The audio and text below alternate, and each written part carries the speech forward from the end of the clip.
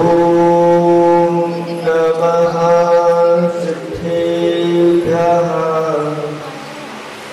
ॐ नमः सिद्धेभ्यः। निर्मल जल सावन है जिनका, चंदन से है दिव्य वचन। अक्षत सम अक्षत है श्रद्धा, तुमनो सा सुंदर है तन। नैवेद्य चरित्र जाने दीपक, बस विधि करते धूप दहन। ध्यान सुफल है अर्घ समाधि, मुनिवर तुमको नित्य नमन। अनर्घ पद को पाने गुरुवर, मेरा अर्घ समर्पित है। एक जीवन क्या सौ सौ जीवन, गुरुवर तुम्हें समर्पित है। ईश्वर तुम्हें समर्पित है।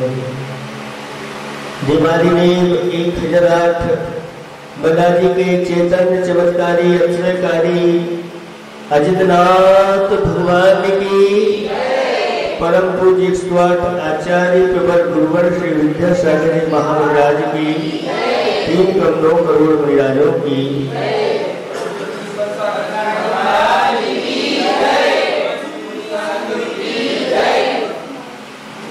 धर्म स्नेही भक्तात्माओं।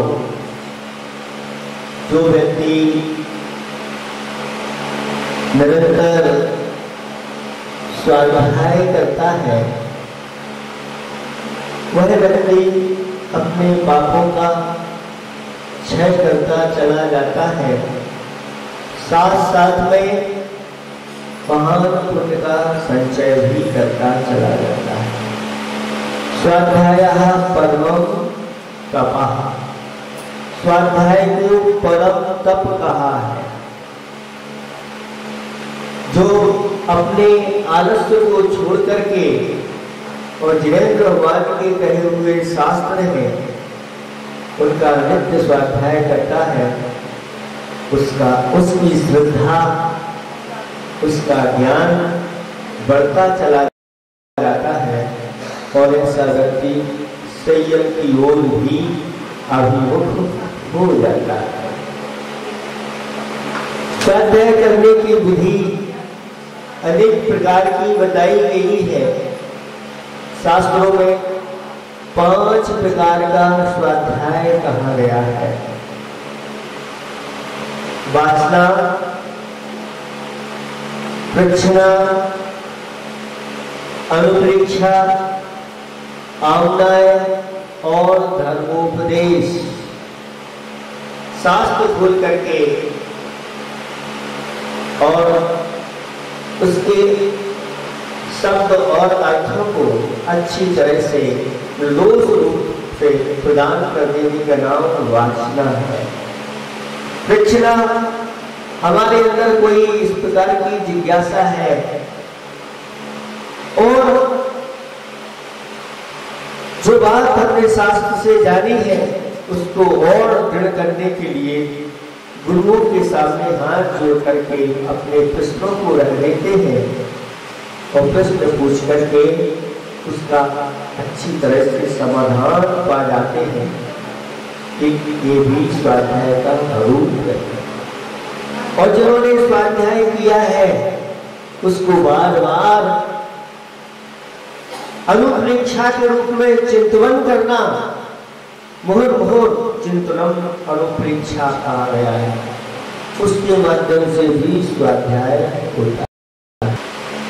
और जो कुछ कंठस्थ है अथवा नहीं है, शास्त्र खोल करके शुद्ध उच्चारण पूर्वक उसका पाठ करने का नाम भी स्वाध्याय है। और साधुओं के द्वारा जो उपदेश दिया जाता है, उस उपदेश को ग्रहण कर लेने का नाम भी स्वाध्याय है। ऐसा वह स्वाध्याय वह लड़का कर रहा है। कहाँ पर? मंदिर में बैठ करके अपनी ताश की गड्डी को फैला करके और क्रम क्रम से वह स्वाध्याय करता चला जा रहा है। 7 दिन हो गए हैं। सप्ताह को कल सप्ताह हुआ था, आज उसने क्या उठा लिया? अट्ठा उठा लिया। और अट्ठा उठा करके वह कहता है अट्ठा अंग दरस के 8 सम्यक दर्शन के अंग होते हैं। हे भक्त जीव, तूने अच्छी तरह से सम्यक दर्शन के 8 अंगों का पालन नहीं किया, उसके कारण से संसार में भटक रहा है। जो सम्यक दर्शन के 8 अंगों को अपने जीवन में अच्छी तरह से उतार लेता है, उसका संसार चुल्लू भर रह जाता है। अपार समुद्र है और अपार समुद्र को सुखा करके मात्र एक चुल्लू भर पानी बचने देना, ये बहुत बड़ा पुरुषार्थ माना जाता है। अपने आप को सभी सम्यक दृष्टि स्वीकार करते हैं, हम भी सम्यक दृष्टि हैं, हम भी सम्यक दृष्टि हैं। अपनी पहचान अगर सम्यक दृष्टि के रूप में करना है तो 8 अंगों के माध्यम से करो। पहला निसर्गित अंग है। जिनेंद्र भगवान ने जो कहा है, जिनेंद्र भगवान के वचनों में किसी प्रकार की कोई शंका नहीं करती। जिनेंद्र भगवान के वचनों के ऊपर श्रद्धा रखना, श्रद्धा सिद्धि दे, प्रसिद्धि समृद्धि दे, फिर शंका क्या दे? शंका से कुछ मिलने वाला नहीं। कहते हैं शक्ति कोई दवा नहीं और विश्वास से बढ़कर कोई चीज नहीं होती। इसलिए जिनेंद्र भगवान के ऊपर जो श्रद्धा रखता है उसको ये सिद्धियां होती चली जाती है, उसकी प्रसिद्धि बढ़ जाती है और समृद्धि की कोई कमी नहीं रहती। अंजन चोर ने जिनेंद्र भगवान के वचनों के ऊपर श्रद्धा की तो उसको नवोकार बंध की सिद्धि हो गई, जगत में वह प्रसिद्ध हो गया और समृद्ध हो गया। अंजन चोर उसी भाव में जाकर के सिद्धालय में विराजमान हो गए। ये सब निसंकित अंग की देन है। जैसे शरीर में 8 अंग होते हैं और एक अंग ना हो तो शरीर की शोभा नहीं होती। ऐसे ही सम्यक दर्शन अगर हीन अंगों से होता है वह सही फल नहीं दे पाता। इसलिए सम्यक निसंकित अंग को दाएं पैर की उपमा दी गई है। जैसे आपको कहीं जाना है किसी रास्ते पर, उस रास्ते पर पहले विश्वास होता है आपका, तभी आप अपना एक दायां पैर आगे बढ़ा देते हैं। ये रास्ता साफ सुथरा है, यहाँ कोई किसी प्रकार की बाधा नहीं है, आप अपना पैर उठा करके रख देते हैं। जब आप अपना दाहिना पैर रख देते हैं तो पीछे से बायां पैर भी अनुमोदना करते हुए आगे बढ़ जाता है। दूसरे नंबर का निकांक्षित अंग होता है। जिन बच में संकानाधार विश्व भाव वांछा, जिनेंद्र भगवान का जो धर्म है उस धर्म में, उस धर्म के बदले हमें विषय भोगों की प्राप्ति हो, ये आकांक्षा कहलाती है। इससे रहित जो अंग होता है वो निकांक्षित अंग होता है। जिनेंद्र भगवान के धर्म के माध्यम से क्या नहीं मिलने वाला आप लोगों के लिए? संसार के सर्वश्रेष्ठ सुख मिलते हैं और अंत में जाके मोक्ष की प्राप्ति, मोक्ष सुख मिलता है। लेकिन हम सिर्फ इस धर्म के बदले, इस तप के बदले, इस व्रत के बदले और भगवान से मांग लेते हैं हमारी दुकान अच्छी चले, हमारे 2 मकान बन जाए, बड़ी मोड़ा हो जाए, आदि आदि अनेक प्रकार की भावना रखते। एक उसी प्रकार से हो गया कि चक्रवर्ती जो होता है वह चक्रवर्ती के विक्षिक दान दे रहा है और चक्रवर्ती के द्वार पर कोई भिखारी गया और कहता है मिले माए 2 रोटी। अब 2 रोटी वहां विक्षिक दान दे रहा है चक्रवर्ती, मांग लो जो मांगना है। लेकिन अज्ञान के कारण से भिखारी कहता है तो 2 रोटी चाहिए, पेट भरना है, वापस।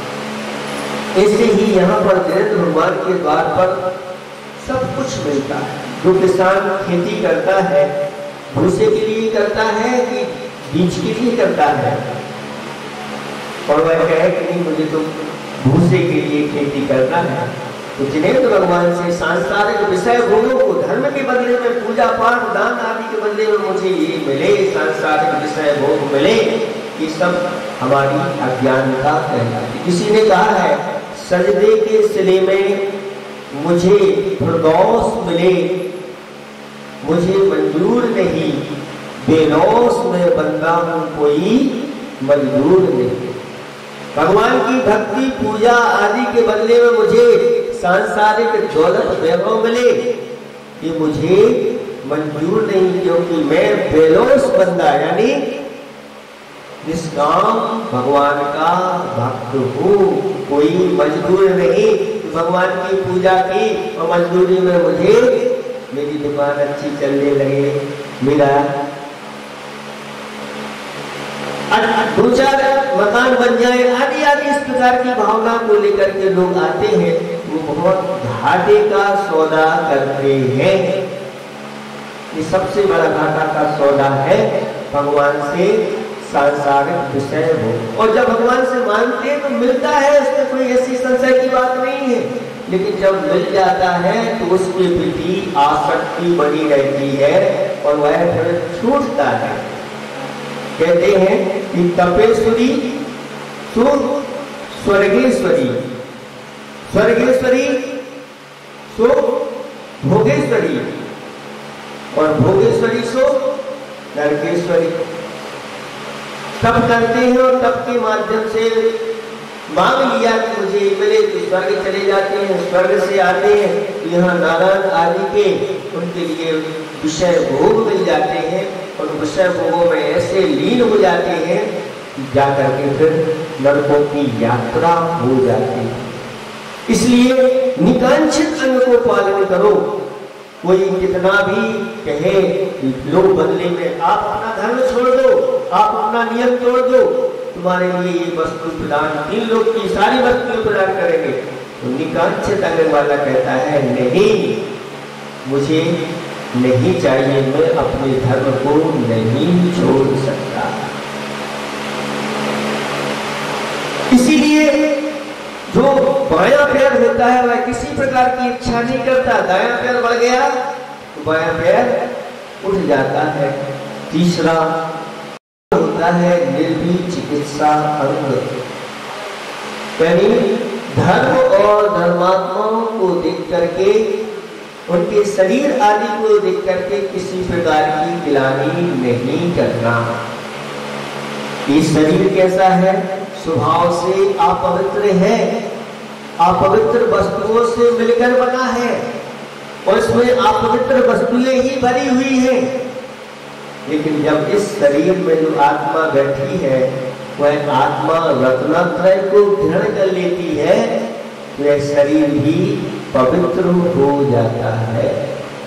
फिर सम्यक दृष्टि जीव के लिए, निर्भीक चिकित्सा अंग को धारण करने वाले जीव के लिए गुण दिखते हैं, गुणों की पवित्रता दिखती है, शरीर की मलिनता नहीं दिखती।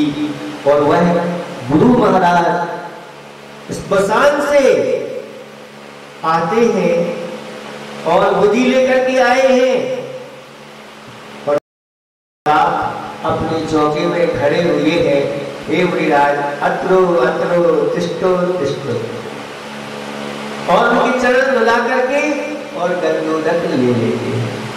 और अगर आप स्मशान से आ गए तो बाहर खड़े हो, बाहर पहले 1-2 बाल्टी चल डालो, स्नान करो, तब घर के अंदर प्रवेश करना। लेकिन मुनिराज आ जाते हैं तो मुनिराज तो आप इनके माध्यम से हमारा घर पवित्र होने वाला है, अहोभाग्य सौभाग्यवान।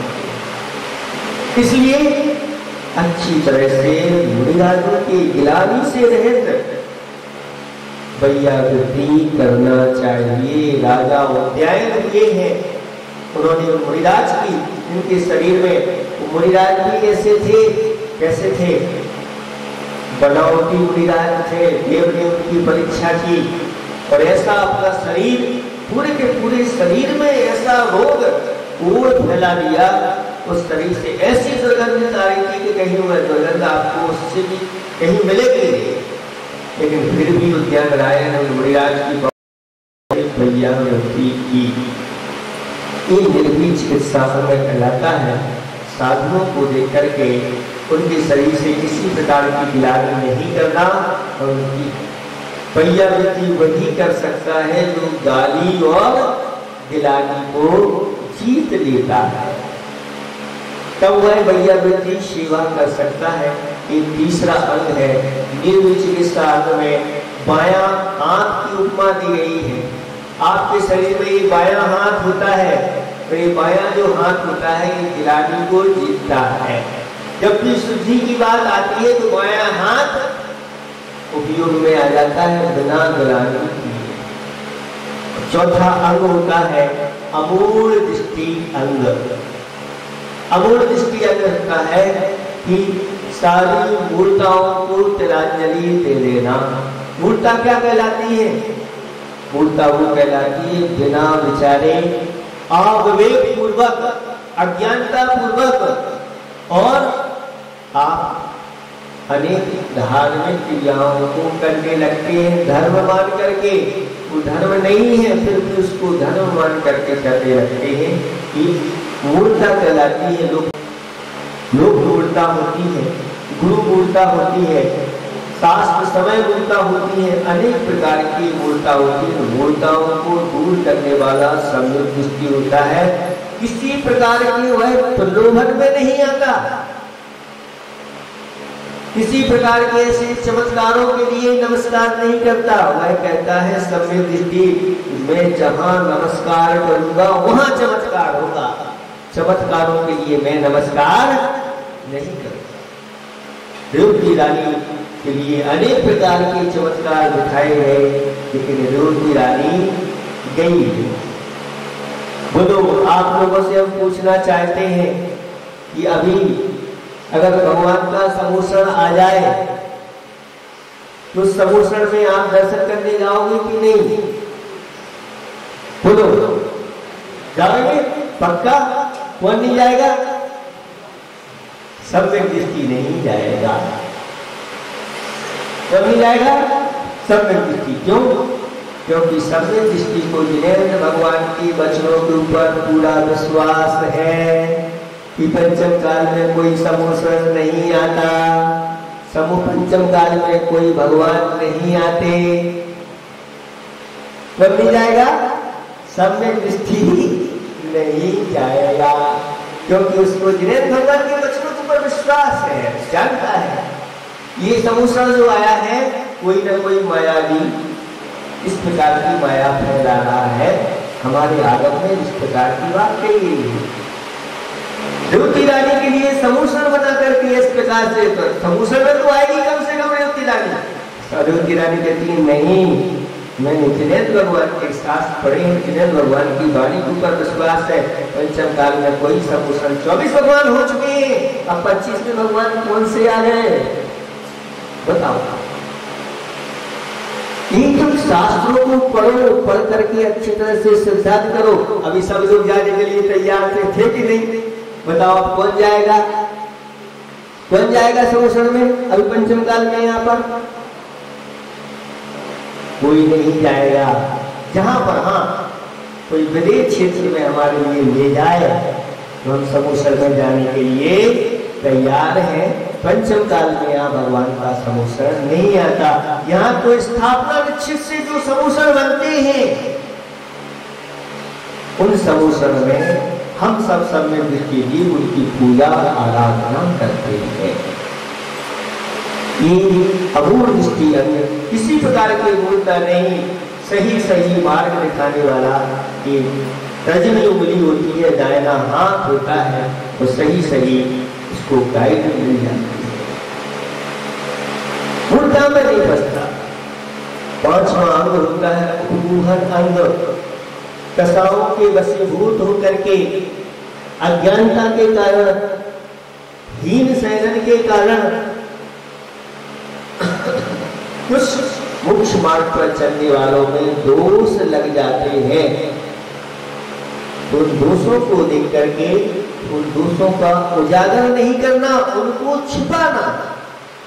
जैसे नितंब होता है शरीर में एक ऐसा अंग होता है जिसको ढक करके रखा जाता है, ऐसे ही सब दृष्टि धर्मात्माओं के दोषों को ढक करके रखते हैं, उजागर नहीं करते।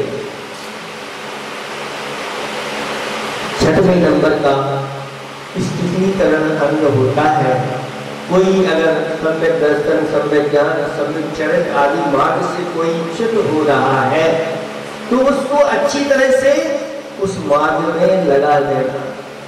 हम आपकी क्या सहायता कर सकते हैं, हम आपके किस काम आ सकते हैं, स्थितीकरण करना ये बहुत बड़ा। स्थितीकरण अंग में कौन प्रसिद्ध हुए हैं? वारी सेन महाराज, जिन्होंने पुष्पडाल मुनिराज का स्थितीकरण किया था। उपमोहन अंग में कौन प्रसिद्ध हुए हैं?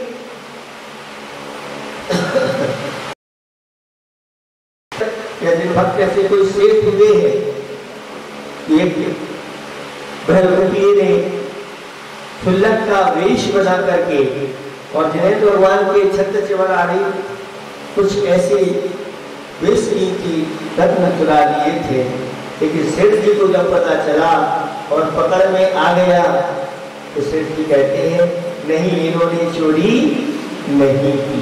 देखो कैसे उसके चोरी करते हुए भी उसको ढांक दिया, लेकिन बाद में सब चले गए तब उनको समझाया तो चोर भी सम्यक दृष्टि बन गया और उसने भी धर्म मार्ग सही सही अपना लिया। और सातवां अंग है प्रभावना अंग, वात्सल अंग। वात्सल अंग में कौन प्रसिद्ध हुए? विष्णु कुमार मुनिराज वात्सल अंग में प्रसिद्ध हुए। वात्सल अंग में शरीर में किसकी उपमा दी गई है? हृदय की उपमा दी गई है। जैसे हृदय के बिना शरीर की कोई कीमत नहीं होती, ऐसी वात्सल के बिना सम्यक दृष्टि की शोभा नहीं होती। साधर्मी भाइयों के प्रति किसी प्रकार की मायाचारी से रहित यथायोग उनका आदर सत्कार करने का नाम वात्सल अंग है। और वात्सल अंग के लिए, उस वात्सल अंग की रक्षा के लिए विष्णु कुमार मुनि ने अपने रत्नात्रय को भी दांव पर लगा दिया, 700 मुनिराजों की रक्षा के लिए। ऐसे ही साधारण भाई की रक्षा के लिए जो तत्पर हो जाता है, उनके प्रति यथायोग आदर सत्कार करता है, वह वात्सल अंग कहलाता है। और एक अंग होता है प्रभावना अंग। रत्नात्रय के माध्यम से अपने आत्मा की प्रभावना होती है, दान, पूजा, ज्ञान, तप और विद्याओं के माध्यम से धर्म की प्रभावना होती है। मुनिराज तप और ज्ञान के माध्यम से धर्म की प्रभावना करते हैं, तो श्रावक दान और पूजा के माध्यम से धर्म की बड़ी बड़ी प्रभावना करता है। कि 8 अंग शरीर में है, तो आत्मा के साथ सम्यक दर्शन जो होता है उसके भी 8 अंग है। हे परमात्मन, तुम 8 अंगों का सम्यक दर्शन के अच्छी तरह से 8 अंगों का पालन करो, जिसके माध्यम से संसार के सर्वश्रेष्ठ सुखों को पाता। ज्ञान के भी 8 अंग होते हैं। 8 अंगों से युक्त ज्ञान की आराधना करो। 8 प्रकार की जिनेंद्र भगवान की पूजा होती है। 8 प्रकार के द्रव्यों से जल चंदन अक्षत आदि 8 द्रव्यों से जिनेंद्र भगवान की पूजा करो। और योग के भी 8 अंग होते हैं। योग के 8 अंगों को यम नियम आदि 8 अंग होते हैं, इनको धारण करो। और 8 कर्म होते हैं। इन 8 कर्मों को अच्छी तरह से जान करके इन कर्मों को नाश करने का पुरुषार्थ करो, जिससे 8 कर्मों का नाश करके सिद्धालय में जाकर के 8 गुणों को प्राप्त करो। ये 8 का अंक बहुत बड़ा हमारा स्वाध्याय कराता है। 8 के अंक को पकड़ लो। सम्यक दर्शन के 8 अंग, सम्यक ज्ञान के 8 अंग, 8 कर्मों के ऊपर चिंतन करो। और जिनेंद्र भगवान की 8 द्रव्य से पूजा की जाती है, उसके फल के बारे में विचार करो। एक मेढक ने जिनेंद्र भगवान की मुख में पंखुड़ी लेकर के पूजा के भाव बनाए, रास्ते में ही मरण को प्राप्त हो गया और समूसण में जाकर के देव के रूप में महान रिद्धिधारक देव बनकर के समूसण में पहुंच गया। बहुत बड़ी प्रभावना उस मेढक ने की। तो वह समूसण में देव बन करके पहुंचा तो सबकी निगाह उसके ऊपर हो गई। भगवान से पूछते, भगवान ये बीच में इस प्रकार के वैभव से देव कहां से आ गया? भगवान ने बताया कि अभी अभी समुद्र में आ रहा था और राजा सड़क के हाथी के नीचे दब करके मर गया। पूजा के भाव लेकर के आ रहा था, उसके पूजा के फल स्वरूप वह रिद्धिधारी देव बना और यहाँ पर आकर भगवान की पूजा करने के लिए आ गया। ऐसी जिनेंद्र भगवान की पूजा के माध्यम से बड़ी बड़ी प्रभावनाएं हुआ करती है। आप सब लोग अच्छी तरह से स्वाध्याय करो। ऐसे नहीं कि महाराज ने जो कहा सो खाओ। जैसे अभी हमने कहा कि समूसण में कौन कौन जाएगा, सब जाने के लिए तैयार हो गए।